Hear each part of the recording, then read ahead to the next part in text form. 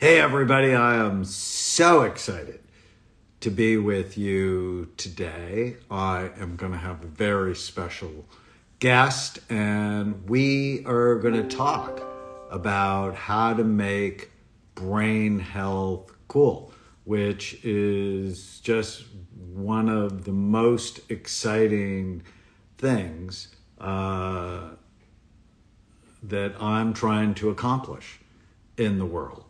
And Nikki will join us shortly. Let's see if I can get this technology stuff to work.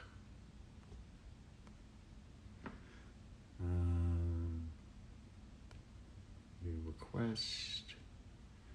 That's not right.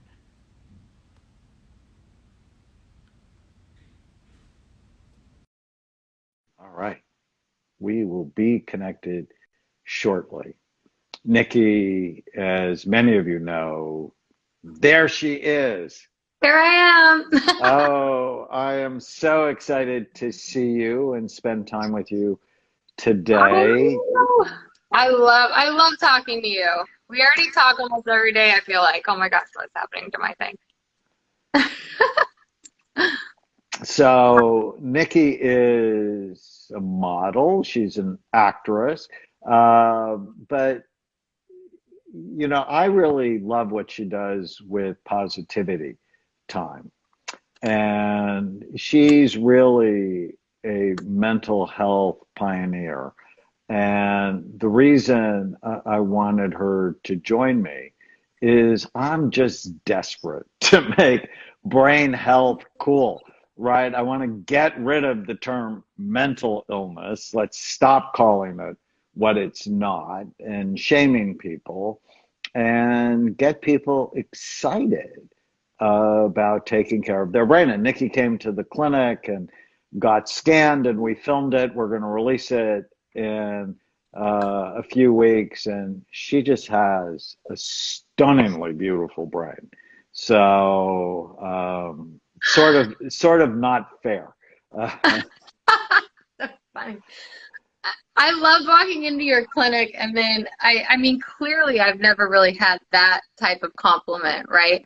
And your whole staff was like, "No, I don't think you understand.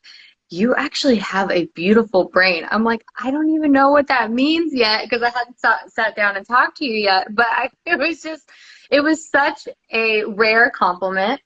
And I am so grateful for that compliment because I mean, first, never have heard it, but also I have so much that I do on the daily that that's what I'm hoping I'm doing, like making sure that my brain is healthy, making sure that my body is healthy, and in doing a lot of the things that we try and make our body healthy, like exercise, we are in turn making our brain healthier. But there's also just so many things that we need to do to allow our brains to function properly and then match the exterior that we are trying to present all the time.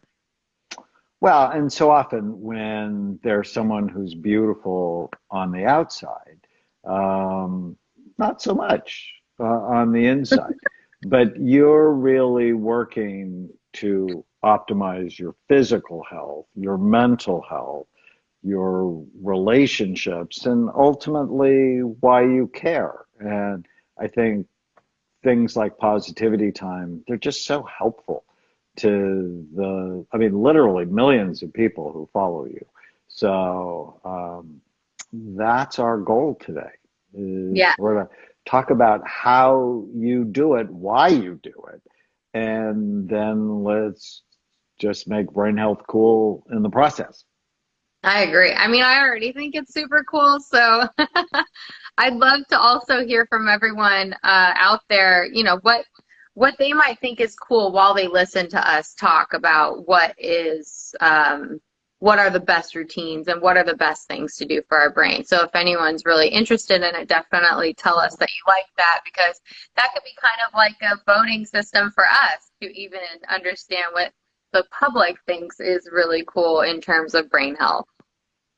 I think that's awesome. And also tell us where you're from. That gives me dopamine, just makes me happy. So tell us a little bit about your routine. Yeah. Gosh, I mean, I feel like I've been trying to develop a real stable routine my whole life. But it definitely starts with gratitude every morning. I wake up and just say thank you for the day. Thank you for the opportunity to live another day. And the more that I have done gratitude, the more I have been able to become in tune with the little miracles that happen all throughout the day. So that gets me really excited for my entire day, is just knowing that I will be recognizing little gems throughout the day, whether it's just that I noticed a flower that's in bloom, or maybe I noticed it budding, or maybe I noticed that there's my favorite thing to notice, because it reminds me of my grandma, is noticing a hummingbird. So sometimes I'll just randomly like look up and there's this hummingbird, and that to me, these little things, and maybe you can call them spurts of dopamine, they are really something that gets me just smiling throughout the whole day. So keeping a real positive attitude is what I start with, and what I try and make sure I trickle throughout the day. So that's definitely the first thing that I start with. So I love that. I call them micro moments Yeah. of happiness. And in my writings recently, I've been talking about drip dopamine. Mm. Don't dump it. And because Mm. when you dump dopamine, you actually wear out the pleasure centers in your Mm. brain. So cocaine, alcohol, Okay. marijuana, having an affair, those things that give you that big jolt of Mm. dopamine, ultimately they wear out your brain. And that's why fame is so dangerous to young developing brains, because they're dumping dopamine. But that little hummingbird and the connection to your grandmother, I love that, because that's like that squirt that helps you be happy, but doesn't hurt Healthy you. doses. Healthy Healthy doses. doses. Yeah, exactly. So my day definitely starts off with gratitude.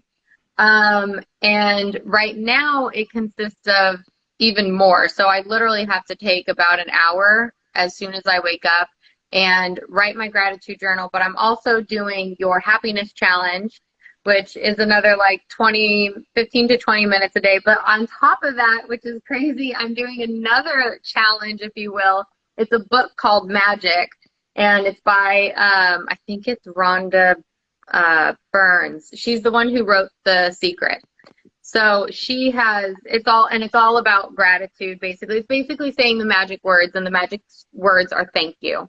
And so I'm literally starting my day for the first hour at least, because it takes a lot of work, is like just dedicating that time to myself and having that be the first thing that I start my day with. So that's definitely in my morning routine. And then it goes on to, I have to obviously tend to my dog if I'm going really micro moment by micro moment, take him out for a walk. So actually being able to be exposed to the sun, that I guess could be said as the next thing, because I'm with my dog walking him, and he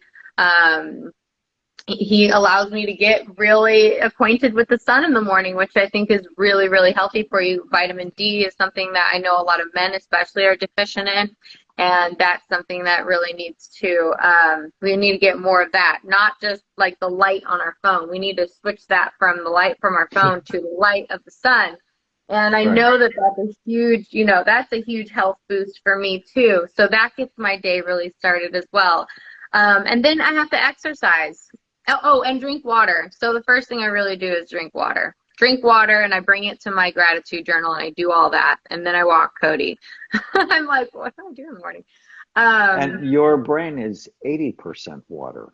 So your body is 70% water, but being dehydrated by just 2%, people get confused and they have brain fog and they get less coordinated.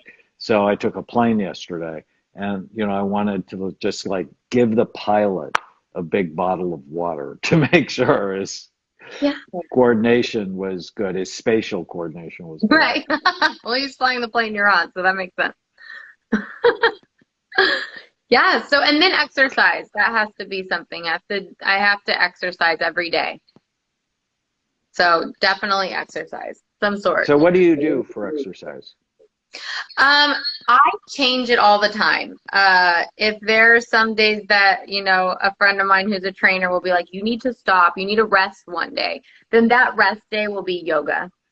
So it's really, I do some weight training. I have lessened my cardio, because I've realized that I was building all this muscle and then running it off. I was like, this is not helping. So a lot of like weight training, hit training, high intensity training, and then I sprinkle in some yoga. I stretch every night. I stretch because of my chiropractic plan that I'm on, fixing my neck, my posture, and my lower back. So stretching is also one of the many health things that I do throughout the day. I usually do it right before bed. I love So, that. There's a comment about exercise has helped this person's ADD, mm, and I hmm see that a lot. That exercise boosts blood flow to the front part of the brain, which helps people focus. So making that part of your routine. Plus, there's a study head to head against Zoloft, a good antidepressant. Exercise was found to be equally effective at 12 weeks, more effective at 10 months. Isn't that interesting? that is really interesting. I mean, it does make sense. I really do. I mean, I try not to have, well, I don't think I've ever really been dependent on any sort of, drug to make me feel better. And thankfully. But I also don't really go multiple days without exercise. So I feel like I'm already getting my own dose of medicine, if you will. And for me, physical exertion it's a need because I really feel backed up mentally, emotionally. I feel really intense when I don't get to like really work it out or focus on something else. Um, Also, sometimes if we just feel too bored, like a lot of people will just sit down and watch Netflix, like, or something like that. And I don't even allow myself to do that. It's like if I get bored, that means I haven't done one of the things that I'm supposed to do today. Like, I probably haven't exercised enough, or I should go take my dog out for a walk. So I don't really allow myself to get distracted or tempted by these lazier activities, if you will.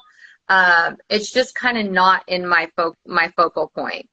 I'm always trying to make sure that I'm active. Well, see, you have good frontal lobes, so you can put the routine in place and then follow through. People who have sleepy frontal lobes, they want to do it, Mm. but they get distracted and they have trouble doing it on a consistent basis. But as you and I talked about earlier, that mental health, you have to put the same routines if you're going to be physically healthy. You're physically healthy, right? We checked your labs. I don't think I've ever seen someone where they were just so optimal. But if you want to be physically healthy, routine, just like you're talking about, but mentally healthy is the same way. You need this routine, like starting the day with gratitude. I always start my day with today is going to be a great day. And that's what, my mind then finds what I'm looking forward to, like doing this interview with you. Um, so, And I've seen that that really helps, right? Like the first thing you say in the morning is thank you, or today is going to be a great day. Like even doing that, you've already chosen that you are going to focus on something positive. You've already chosen to not think of something negative because that's so easy to do. And I think one of the ways that that people could do this all across the globe is just don't check your phone the first thing you do when you wake up. Like if I could give an advice to like make sure like, well, how can I not think negative, or maybe there's something on my mind. It's like I bet you get most of your negativity from whatever you see on your phone instantly, whether it's an email or, some sort of alarm that's telling you you need to go do something now. I think it just real, and plus the blue light, all this blue light coming from our phones, and I believe like more instant gratification that we keep searching for on our phones with even Instagram and things like that. I feel just rush us with all this negativity. So if you actually make sure that your first thought in the morning is giving thanks, or saying that, claiming that today is going to be a good day, I feel like you aren't even having time to find the negative thoughts. So it's also, then you go on to the next one and just say thank you. Just keep saying thank you. Thank you for this toothbrush that I get to brush my teeth with. Thank you for the running water that I have, because there's a lot of people in the world that don't have running water. Or thank you for the bed that I just woke up in. I mean, if you just look around and say thank you for the most simplest things, like if you're using a pillow, like, thank you so much for that pillow. I was so comfortable last night. If you just keep making sure to find the next thing to say thank you to, you don't have time to think of the negative. And I think that that's something that a lot of people don't really focus on. And that to me is like, I obviously haven't always been saying thank you in the morning, but the more that I've done it, the more of a habit I'm making of it. But also within the own habit, there's all of these little rewards.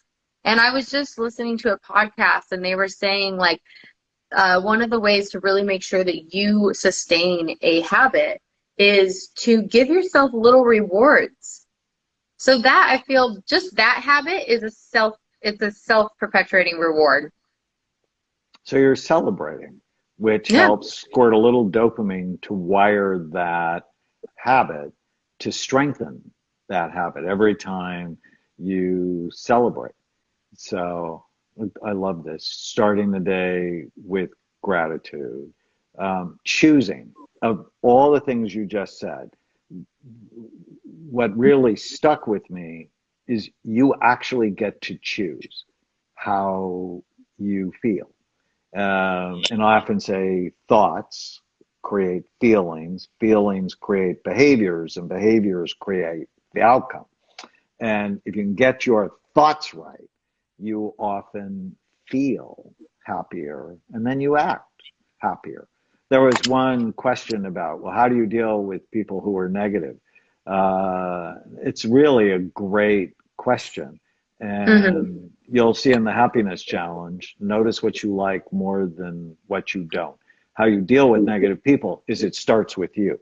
If you criticize, if you put them down, if you ignore them, um, they're going to get more negative. Do what you can. But like gardeners prune in order to Mm-hmm. grow really healthy gardens, you have to prune the negative people in your life if you can. I think one of the most liberating things I've ever done is getting rid of negative people. And it's really hard at first, and you're like, oh, but maybe I've had this person in my life for so long, and I feel bad, and whatever your excuse is going to be. But you have to wean people away from you that aren't healthy for you.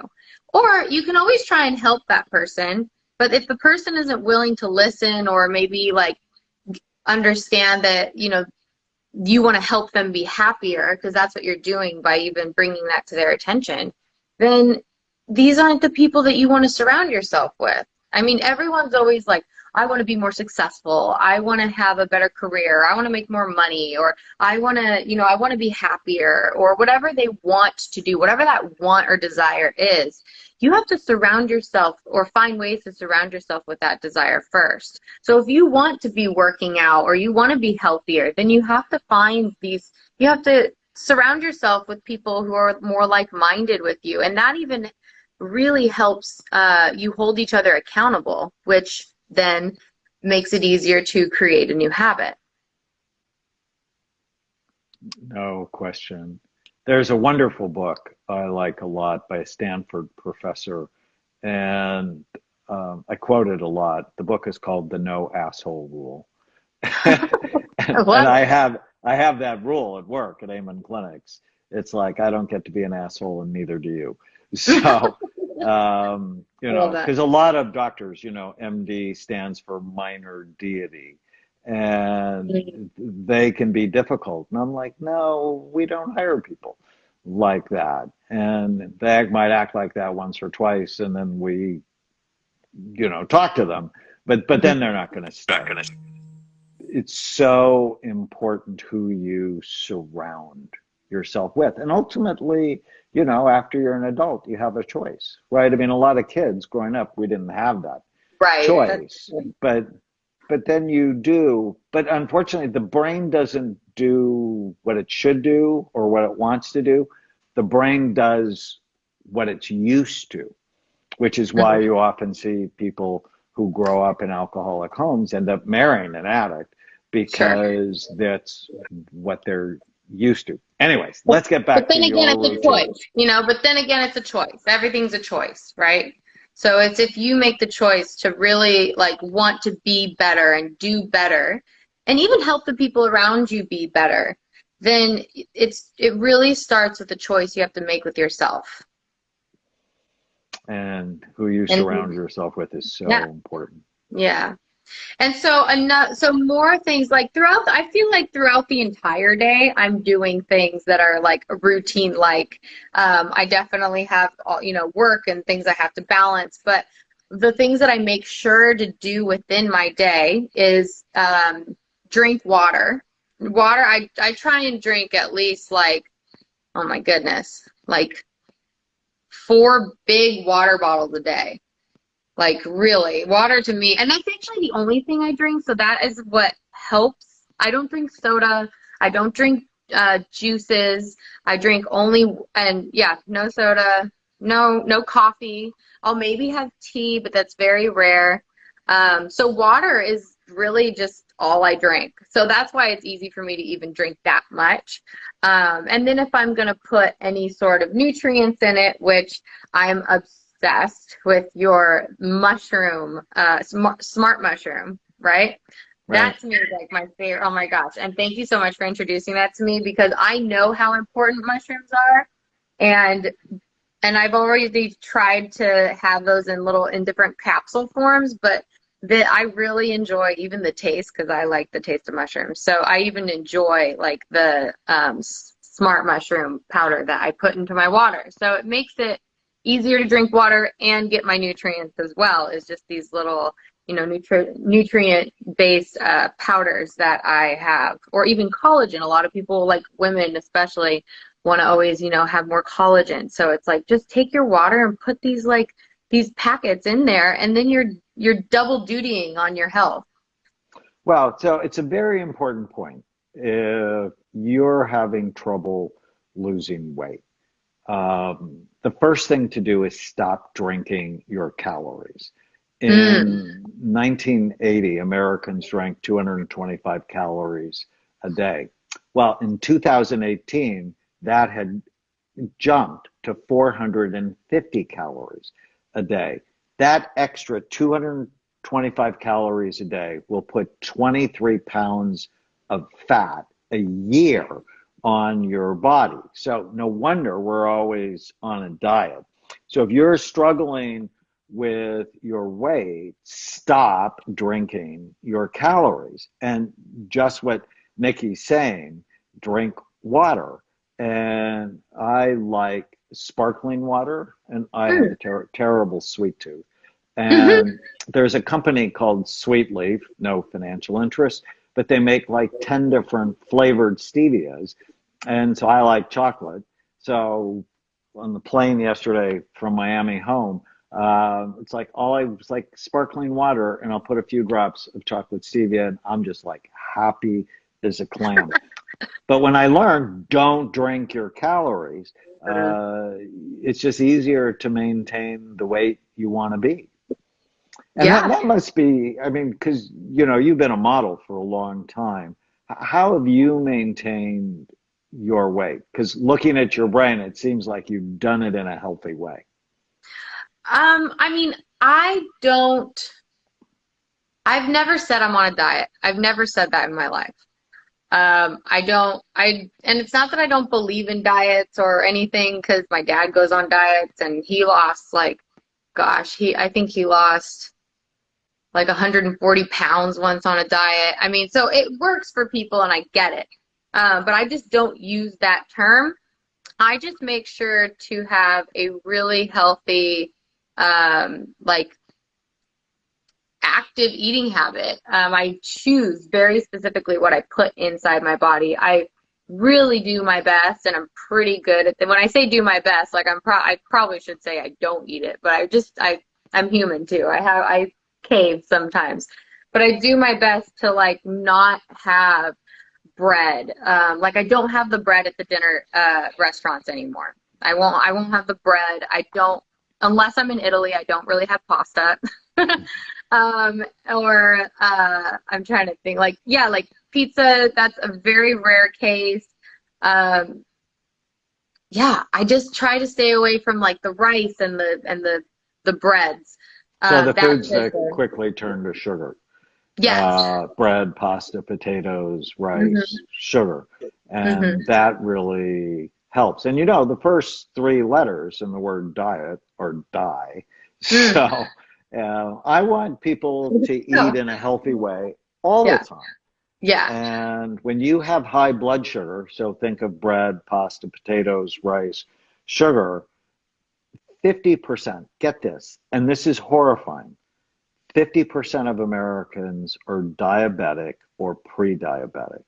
And diabetes shrinks your brain, not to mention all the other horrible things it causes. If you're pre-diabetic, that's an emergency that you really need to cut out those foods that turn to sugar in your body, just like you're talking about.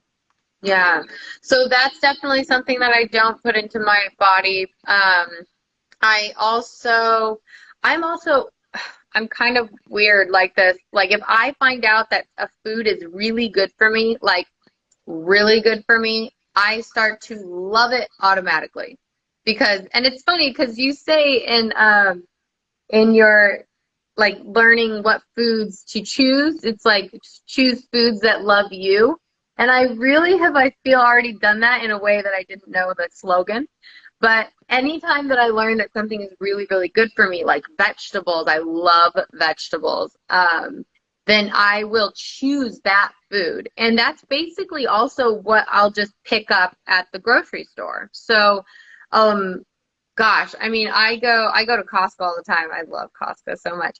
And I will definitely make sure to get like a bag of like power greens, broccoli, cauliflower, sardines. I'm obsessed with sardines, which is weird, but I am. And I have like almost a can a day. And then I buy like the, what is it called? The wild caught salmon. That's the raw one. Pistachios, I learned are really, really good for you. Mushrooms. Like these are the things that I just will like just buy because I know it's really good for me. And Dr. Stephen Gundry has an entire list out there about like basically the list of foods you should buy at the grocery store and the list you should not buy. And I printed that thing out. It is literally sitting in my kitchen next to your cookbook, by the way. And it's just what I read, and like it's my Bible. And there's a bunch of foods on there, and there's a bunch of foods that I haven't even tried. But just the fact that I have this list of do's and don'ts in a way, it also helps me to be more on top of what is going to be the best to put inside my body. And if I see these ingredients at a restaurant, then I will say yes immediately. It's weird because now that I've read the list so many times, if I see the like mushrooms, olives, if I see these things on and peppers and stuff on a menu, I will immediately, my eyes immediately gravitate toward that, and that is what makes me like salivate. And that's what I end up choosing. So I have started to just really mold my life to eat what I know is best for me. And the more that you really focus on the things that are really good for you, your taste buds really change. You know, if you're not giving yourself all that sugar and all the processed foods, and you really allow yourself to taste these organic foods and these beautiful vegetables, there is so much flavor in there. It's like, but you don't realize that until you calm your palate down, until you put away all the over-processed foods. So I now have a really refined palate that allows me to enjoy these vegetables. And it takes about 10 days for your taste buds to make themselves new. Mm. And I'm watching some of the comments of I love pizza, and I mean, yeah, I the love problem pizza too, is but it doesn't love you back. it And doesn't. I don't know if you've ever been in a bad relationship. Well, I've been in bad relationships in the past, and I'm just not going to do it with food. I'm not doing it anymore in my life, and I'm for sure not doing it with food because I can control it. And it's, you know, as you talk about it, I just know you're going to stay healthy because you have the right mindset. Those of you that are going, this is boring, it's going to be really hard for you to get healthy Yeah. because you love something that's engineered to hijack your brain, to hijack the pleasure centers in your brain. And it's just going to be way harder to be healthy. Yeah. And there's one thing that now I grew up drinking too much milk in my life. I would drink like at least two tall, really big glasses of milk every day. I was obsessed. And if I didn't drink it like that, then I had it on my cereal or with my cookies or whatever, right, growing up. And about 2.5 years ago, I developed a dairy allergy. I cannot, I'm not lactose. I don't get gassy or whatever. I literally break out from dairy now. And I had to cut that out of my entire diet. And so for, like I said, the past 2.5 years, I have not had a single dairy item. So everything, if I do have a pizza, it's a vegan cheese with it's loaded with vegetables, and gluten-free is also a better option, and they're really delicious. So it's like if you want a little pizza or you want to cheat, like that's okay sometimes, because then your body knows, like, you can't just feed it the best thing all the time, because maybe it won't, like if you had sunny weather all the time, you're not going to really know how to handle or acclimate to cold weather, right? You want to give yourself a little bit of shock in the system every once in a while, in my opinion, because then I feel like your body doesn't can like self-regulate itself and just, you know, continue to be really healthy. But I really like dairy for me has been one of the like the biggest game changers, because now I can't have all my desserts because everything's made with frickin' dairy. Like everything has milk in it. So I can't have all my desserts. I can't have ice cream. I can't have, you know, cheese. I don't have milk. I mean, and there's more and more research saying that milk is not really good for us. We're the only ones that drinks another animal's like milk. Like, why do we do that? Like, you know what I mean? Like, it's just, to me, I Well, and don't know. virtually all of the milk is raised with antibiotics and hormones, Mm, and they're unhappy cows. And mm-hmm, most people don't think about this, but you know, if the animals are not raised humanely, they're sad and they're angry and they're stressed. And you're getting those sad, angry, stressed chemicals because our mm-hmm. bodies produce chemicals that go with anger, that go with sadness, that go with isolation, that go with stress. Yeah. And if you mix that with the antibiotics and hormones, those are not great for you. And 70% of the American population um, has problems processing dairy after about the age of 5.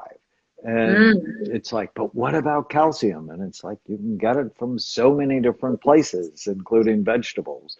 And so many kids who have acne as teenagers, if they eliminate dairy and then the sugar and foods that turn to sugar, they tend to do so much better because the health of your skin, and your skin is so healthy. And you know, you were in my office, so I could see you in person. And the health of your skin is an outside reflection of the health of your brain.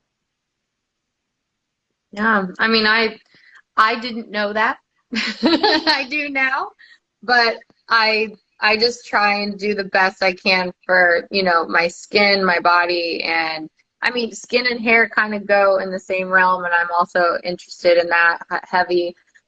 Even just being like a model and actress, like beauty is, you have to take care of yourself. You're always in front of the camera. So, I think also tending to those things, I was also tending to my brain, but I wasn't aware that I was. But not only do I really watch the foods that I put into my body, but I love like brain teasers and word searches and anything that like, in my opinion, is like an exercise for the brain. So I have a ton of apps that are like, one I know of off the top of my head is like Luminosity, or they're just all of these little like brain activity apps. So if you're going to be on your phone doing anything, I would say at least exercise your brain, But and I try and do like these type of little exercises daily as well. So I think having, the physical activity, having a little brain teaser, and putting the right things in my body, such as water and the right foods, and also taking the right like vitamins and supplements so that you can make sure that your body is getting all the nutrients that it needs. I mean, that to me is like a definite like recipe of greatness and probably great brain health as well. And that's Yeah. basically what I do. Well, speaking of Costco, just go back to food for a second. I I love it. like their organic vanilla unsweetened almond milk. Mm-hmm. They also have organic frozen blueberries, big bags, I have a bag in my not freezer.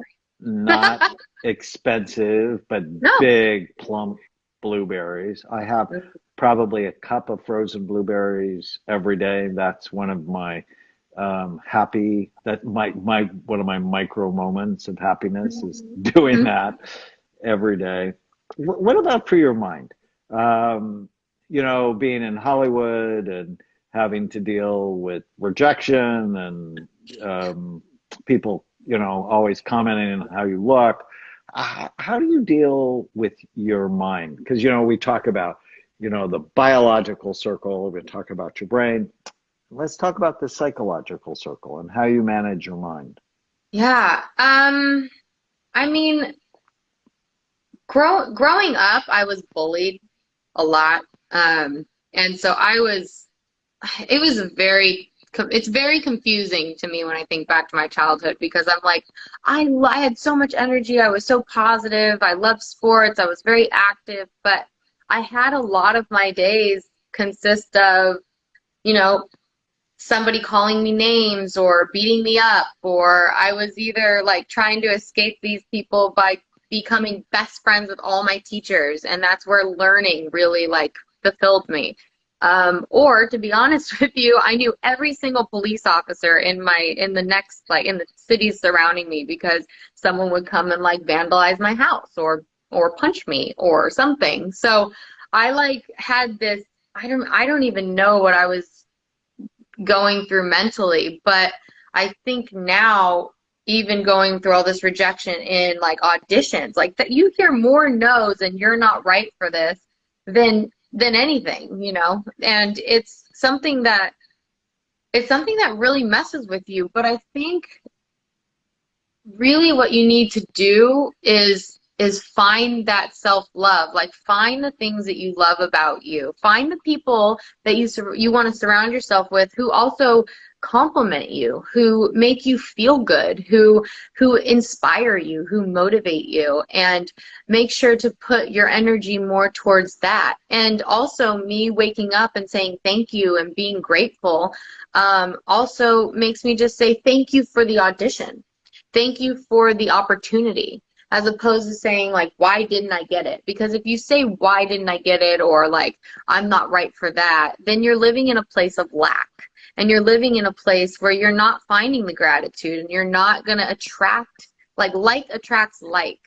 And if you're not putting yourself already in that position of like and love and acceptance, then you're not going to have that. That's just the law of the universe. Like, it's not going to come back at you. So it's again making a decision about whether you want to live in a world that you see bright and sunny and beautiful and accepting and wonderful, or if you want to live in a gloomy, like feeling attacked and, you know, the world is against me type of world. And I heard this saying, and I say it all the time, and life happens for us, not to us. So even if you go through something that at the moment seems like it's the worst thing that could possibly happen, and you're like, how am I going to get through this? Whether it could be a breakup or, you know, or losing a friend or just whatever it could be. Maybe you lost your job or something like that. If you see it as, this is the universe giving me something better, that can change your entire, like, outlook on life. And I think that's where I try and keep myself. And happiness is a choice, y'all. Like, really, it's crazy. You think, oh, how is that person so happy? Because that person chooses it. And it's a lot of work. I mean, I'm telling you my day, and I'm like, I'm exhausted thinking about it, because half the time I'm like, what's my to-do list? And I go, well, I have to make sure to, you know, drink that water when you wake up. Please make sure to do your gratitude journal. Make sure to exercise. Make sure to, you know, eat right, or make sure to go walk your dog to get some sunshine. I mean, I have an entire list of things that I need to do before my real to-do list. You know, so it's like, it's my own job to keep myself in the right state of mind and in the right place. You know, being unhappy is a lot of work as well. Oh, yeah. So right? If you're going to put and work there are in, habits that go with both, being unhappy and happy. And it's just like, what are your habits? And you're going through what your habits are. I gave you a little anteater, didn't I? He's in my car. Which, you know, ANT stands for automatic negative thoughts, the thoughts that come into your mind automatically and ruin your day. The anteater just helps clean them up, right? You don't have to believe every stupid thing you think, which is just critical. If you're in a job that tells you no a lot, it's so important to manage your mind. So you work really hard. It's one of the things I've noticed about you, like positivity time. That takes energy and effort. Tell us about that and how you started it, and what's it been like for you? I mean, it's been a blessing. It's been something that is, it's so rewarding for me, because I've been getting such great feedback of how rewarding it is for everyone else. It started with, I had this book, and when the pandemic hit and we literally were all on lockdown, so what, mid-March of last year, I broke out the book because I was home. I was home, and I was like, all right, I'm going to finally open this book that I've wanted to read forever. And I opened up this book, and it was like, it wasn't a story. It was, every page is like a different insert, kind of like a different, almost like a daily read, if you wanted to make it that, that's what I was looking forward to. And I looked at, and I read the first paragraph, and I was like almost in tears. And I was like, that was so positive and helpful. Like, it was so helpful to read. And I felt so overwhelmed with like support because of it, that I was like, everyone should read this. Like, how do I do that? And I was like, well, I guess I can go live. So I went live and just tried to connect with everybody and all my followers and be like, hey, I don't know if you're going through a bad time or if this is, a good time or not, but I just read something that lifted my spirit and, hopefully this will lift yours too. So I read this insert and it sparked up a discussion and everyone was like chiming in and it became like an hour-long discussion because the reading was only like 5 minutes maybe, What and was the name of the book? the book was called Mind Platter. And yeah, it's pretty amazing. And so we ended up, like, everyone ended up loving it. And we were, got to actually like sit down and interact for an hour. And it's not like we were all doing a lot of things. Most of us were at home. So it was really nice to even just connect with people worldwide. You say you like to hear people say where they're from. And I totally agree because we end up seeing that, there's people in Venezuela and Sweden and Tokyo and Brazil and California, and they're just everywhere and they're all chiming into the same thing. And especially if it's positive, it's really touching. And everyone just kind of asked if I would do it again. And so I was like, well, yeah, I'm not going anywhere tomorrow, so I guess I'll do it again. And it ended up becoming a Monday through Friday, hour-long. The community of people that tuned in were like, it was like a religion. It was amazing. And they just ended up calling it positivity time. And I started to make it more structured with, we opened with gratitude and everyone for the first like 15 minutes chimed in and said what they were grateful for.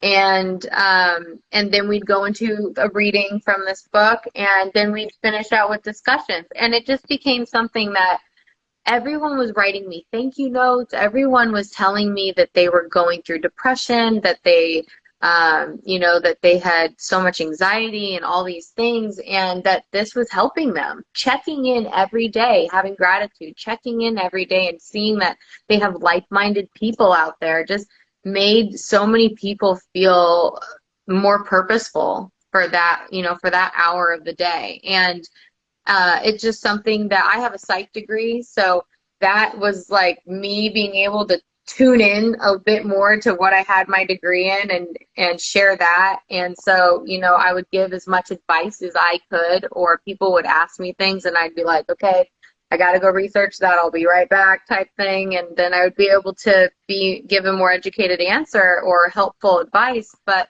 I mean, everyone was just so supportive. So it really just started through that community of support. And now this year I started to bring on amazing guests that I wanted to learn from and that I felt were a positive influence on myself and others. So I started to bring on people, and I'm now turning it into a podcast. So you are actually my first podcast episode that will be out soon, which is amazing, and only more to come. So yeah, Positivity Time has just become a place where you learn more self-love through different acts of what makes you better and more positive and gracious.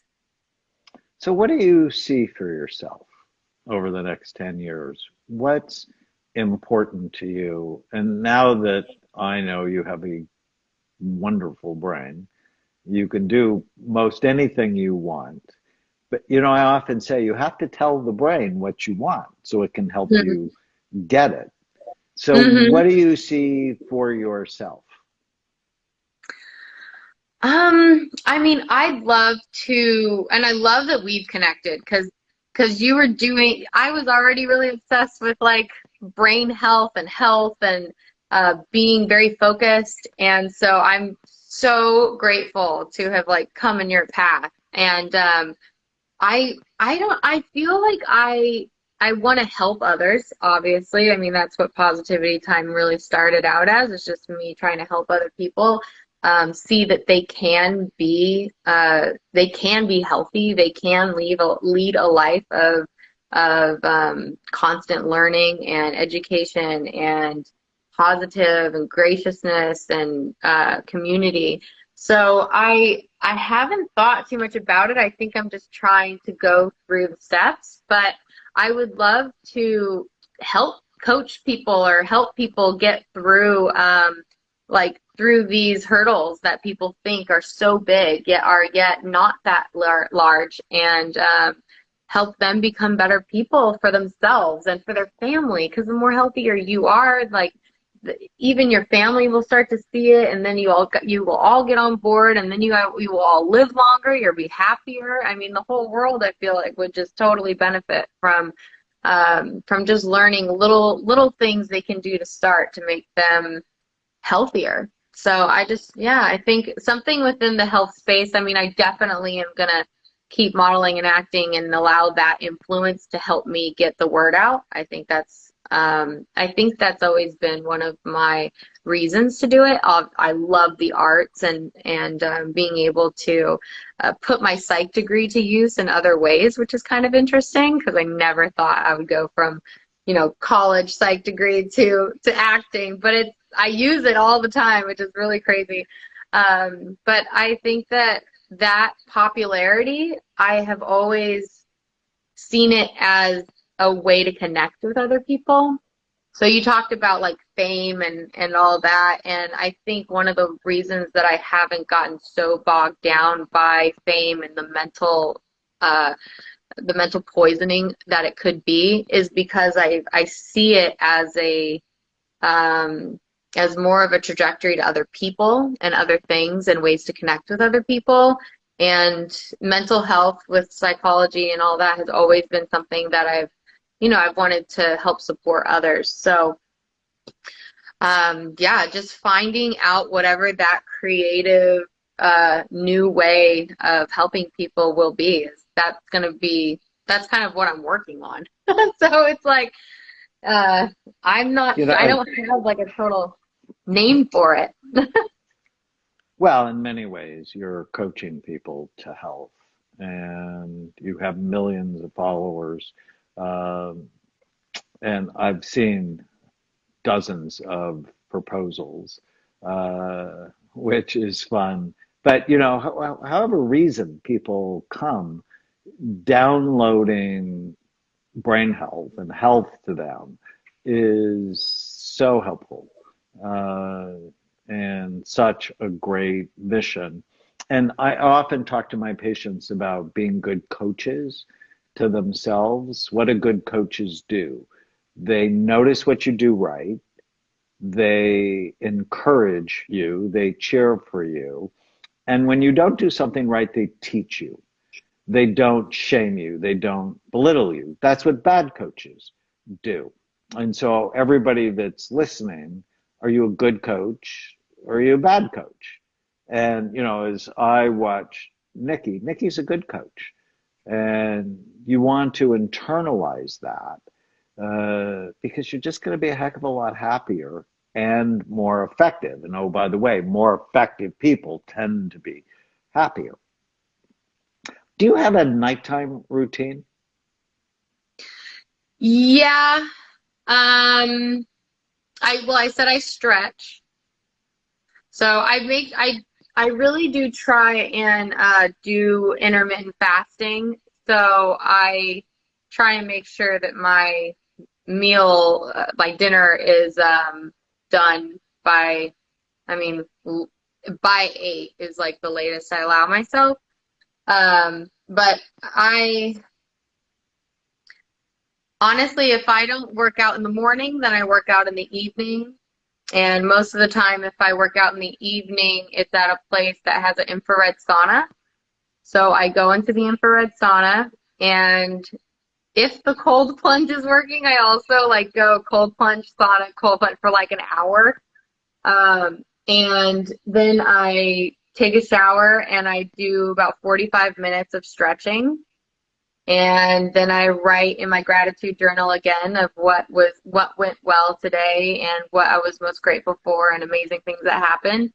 And then I, brush my teeth. I do a full night wash my face beauty routine, and then I go to bed. And how many hours do you typically get of sleep? Well, I typically get like I know 6, 7 was my sweet spot. Like at least like that was usually what I was getting because I want to wake up early enough to do all these things that I need to do. And I end up going to bed later than I need or than I want because I have to do all these things that I want to do before I go to bed. But I know, and I have been doing this really well.